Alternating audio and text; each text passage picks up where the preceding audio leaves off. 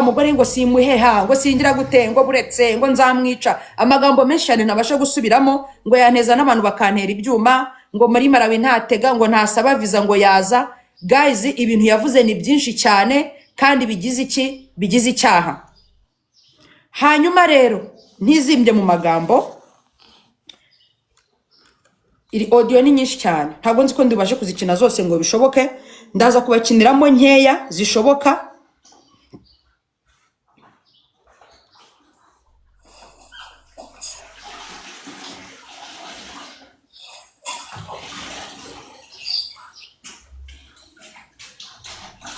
nanyishimiye nakunze kumva mama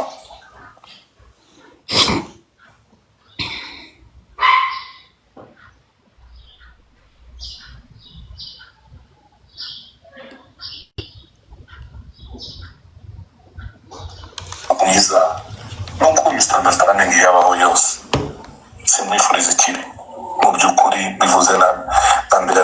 Dr. Difo ntabwo ndi kuri kodingi no ndi kungana na Imana indebe nk'umukozi w'Imana indebe n'amaboko yanjye singize nkwanga giti n'umunsi n'umwe n'ubwo haje biriya bakarimo bagashaka kugira ngo dushwane n'ibiki byose muri kumva imbere yawe mubwira ngo nk'umukozi w'Imana umbabarire mumbwe nawe muri kubyumva sinzi kugwa explanation nibutse iyo twavuganye neza bwa mbere umbwe ko ndi umuntu mwiza ngusanga hari abantu bashaka kukumenyera unavuga ko umuntu arita kuri foto yawe ayivuga buri munsi Imana bicishijeho irambwira ko hari umuntu ushaka kuroga kwica Difo ni umupapa twamenyanye aza kumamagara ndetse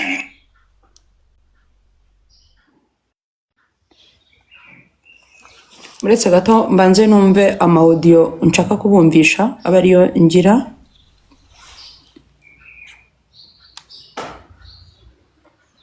Pana kuri live ya TikTok gusa nzikorera video yanjye njyenyine ni posting muri ibintu biri clear na papa wacu bita Dr. Difo sibyo kandi ibintu bikagenda neza sibyo ki rero buriya ikintu nshaka kugusaba kindi ugomba kugenda ukabwira bari abantu wabitsemo cyangwa wabibyemo ko ndi umuntu mubi uhereye kuri Simba Kunda uretse kubwira uhamagare Simba Kunda uhamagare bariya bagashumba uhamagare uriya ngo ni Jessica yagiye akanyambika ubusa ngo iriya ndaya y'umukecuru ngo ibiki n'ibiki ngo abana ejo nicyo kiganiro kiri kuri YouTube abo bantu ni abantu n'uburakari nkaho ngari gutotsi icyambere nakubwiye ngo ntacyo bimwifuriza sibyo ejo bundi amagambo wavuze kuri live urayibuka ngo umugisha wanjye ne wawuziritse ngo wanyohereza abantu muri Malawi ese reka nkubazake oya biri recorded ndabifite rega biri recorded nyine biri recorded reka mvuge ko munavuze sibyo mami ureba umutesi sawa utanyubahutse waranyubahutse kuba warafashe video itari uretse kuba warafashe video itari yanjye ukayitanga ukavuga ko bwambere bwanjye nabukweretse ntabukweretse no kuba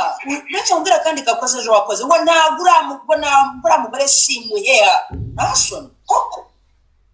uzima bunabivuze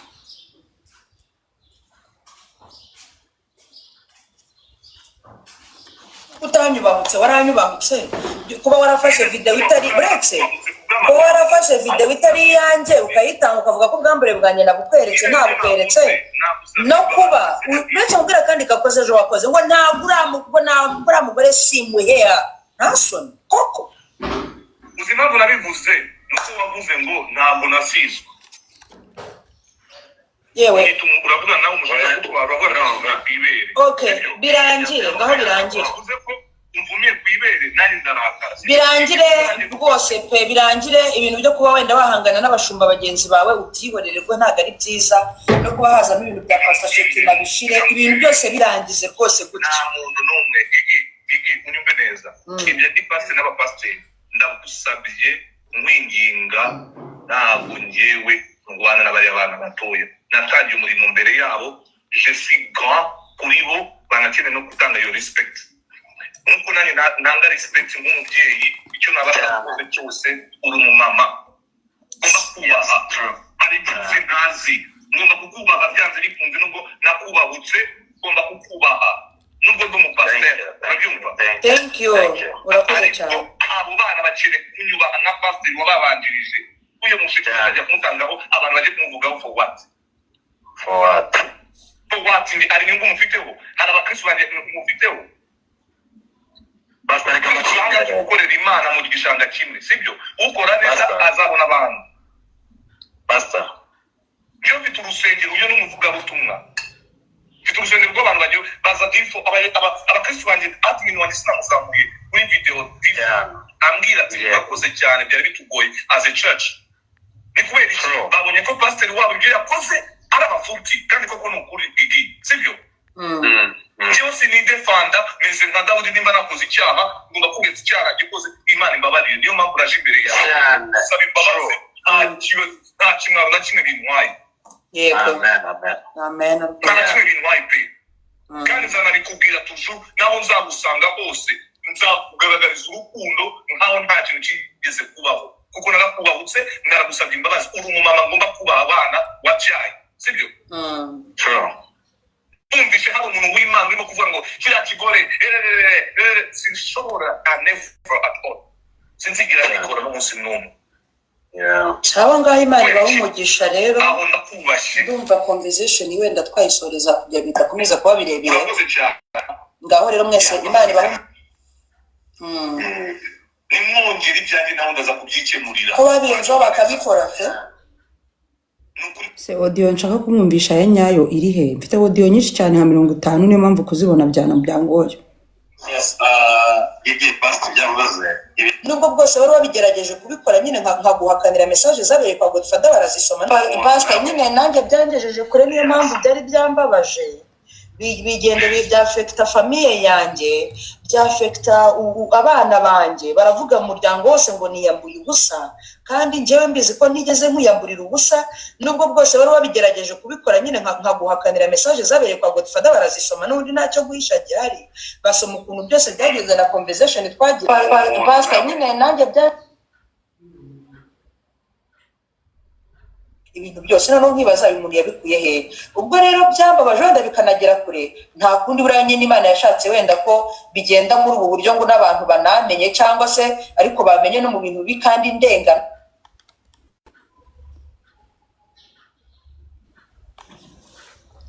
reka nze mbumvishe iyo arimo aravuga ukuntu yambesheye reka nyishake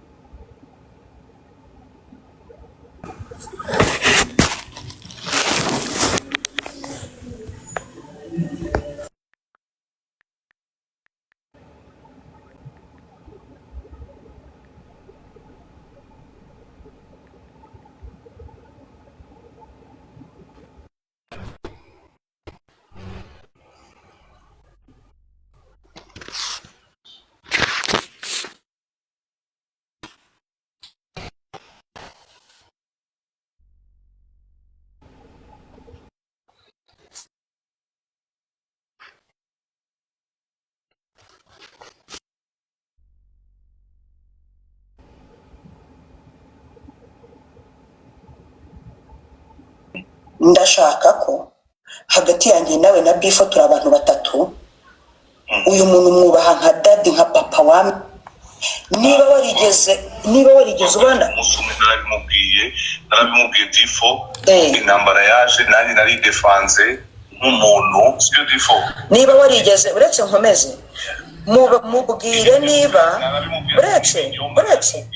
mubwire niba warigeze ubona ubwambure bwanjye ntabwo nabonye mubwire ahantu iriya video wayikuye kuko warayisohoye ubwira abantu ko ari iyanjye ibintu byose biri kuri social media mubwire ubishyireho kiri mubwire ati uyu mukobwa wawe video iriya niye umukobwa wawe iriya video si yiwe sibyo Yes. si yiwe kandi nawe namubwiye ati si yiwe narabivuze cya gihe nta bwambure bw'umubyeyi Gigi mfite sibyo si yiwe habayeho ibintu sibyo intambara ziraza kandi buri wese kurwana igihugu ciwe sibyo kandi ikintu bwamuresheje kandi ikintu mukundiye arambwiye ati ntabwo azi uko byageze kwa Godfather sibyo bikagenda ibya scandal nari nzi ko Gigi umva mubwire mama nari narakurakariye nzi ko nubwo byagute sibyo tuzahangara mpaka ariko Imana imbabarire byari burakari singomba kubikora nkuko byari gombaga kumera ariko hakazamo challenge y'abari abana baza kunyandikira muri DM ya TikTok ngo hari video yanjye ngo babohereje sibyo difo nkawe umugabo siko bimeze kumva ko ngo hari ubwambure bwawe bwasohoza icyo kwanza none se reka nkubaze retse gato ukiri aho ngaho ko turi abantu batatu hano none se ukuki buretse gato nkubwire pastor